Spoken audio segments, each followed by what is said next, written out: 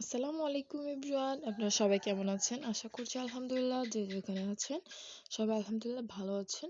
আমি আলহামদুলিল্লাহ ভালো আছি। আজকে আপনাদের সাথে যে রেসিপি শেয়ার করব সেটা হচ্ছে তেলাপিয়া শুটকি রেসিপি। তো তেলাপিয়া শুটকিটা খেতে হচ্ছে অসম্ভব মজা হয়, কিন্তু একটু খাওয়ার সময় সাবধানে খেতে হয়, যেহেতু একটু কাটা, সে কারণে একটু সাবধানে খেতে হয়। তো এটাকে আমি হালকা কুসুম গরম পানি থেকে হচ্ছে পরিষ্কার করে নিব, যাতে একটু বালি টালি না থাকে। তবে এইটা হচ্ছে বাসায় শুকানো হচ্ছে শুটকি, তারপরও আমি মানে সাবধানতা অবলম্বন করে হচ্ছে একটু হালকা কুসুম গরম পানি থেকে হচ্ছে ডুবন্ত পানি থেকে আমি এটাকে ধুয়ে নিচ্ছি ভালো মতো। তো এইটা হচ্ছে আমি এটা রান্না করার জন্য আমি পেঁয়াজ কুচি নিয়েছি, টমেটো নিয়েছি একটা। তো এখন একটা পাত্র উঠিয়ে দিয়েছি, পাত্রে হচ্ছে আমি পরিমাণ মতো তেল দিয়ে দিলাম।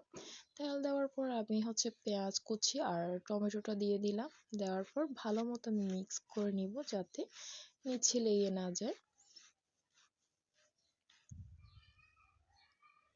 এই তো আমি এখন দিয়ে দেব সামান্য একটু হলুদের গুঁড়া, আমি দিয়ে দেব ধনিয়া গুঁড়া, দিয়ে দেব জিরা গুঁড়া, দিয়ে দেব হচ্ছে লাল মরিচের গুঁড়া। মানে লাল মরিচের গুঁড়াটা আপনারা যে যেমন খান সেই অনুযায়ী দিয়ে দেবেন, যে যেমন ঝাল খেতে পছন্দ করেন আর কি।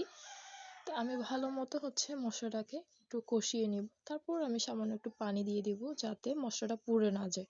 যদি মশলাটা পুড়ে যায় তাহলে তরকারির স্বাদটা একদমই নষ্ট হয়ে যায়। সে কারণে মশলা কষানোর সময় অবশ্যই অল্প অল্প পানি দিয়ে মশলাটা কষাতে হবে। তারপর আমি পরিমাণ মতো হচ্ছে লবণ দিয়ে দিলাম। মশলাটা যত বেশি কষাবেন তত হচ্ছে তরকারির স্বাদটা অনেক বেশি ভালো আসে আর কি। সময় ধরে মশলাটা কষালে তরকারিটা অনেক বেশি টেস্ট হয়। তো আমি ভালো মতো মশলাটা কষানোর পর আমি এটাকে 2 মিনিট মতো আমি এটাকে কষানোর পর মশলাটাকে এখন আমি ডুবন্ত পানি থেকে আবার শুটকিটা হচ্ছে নিয়ে আমি এখন পাত্রে দিয়ে দিব।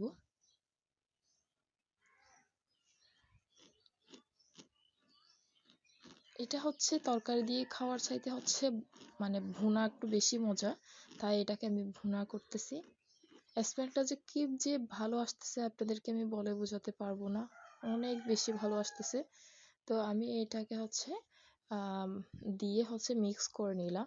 বেশি এটাকে আমি নাড়াচাড়া করতে যাব না, যদি নাড়াচাড়া করতে যাই তাহলে হচ্ছে ভেঙে একদম কাটা হয়ে যাবে মাছটা। তো আমি একটু পানি দিয়ে দিলাম।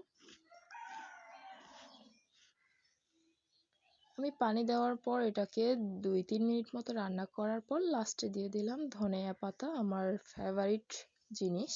তো ধনে পাতা দিয়ে হচ্ছে আমি এখন পরিবেশন করে দেখিয়ে দেব। দেখেন মাশাল্লাহ মাশাল্লাহ, কালারটা জাস্ট অসম্ভব সুন্দর এসেছে। ভালো লাগলে আমার ইউটিউব চ্যানেলটি সাবস্ক্রাইব করবেন, ফেসবুক পেজটি ফলো করবেন। আসসালামু আলাইকুম, আল্লাহ হাফিজ।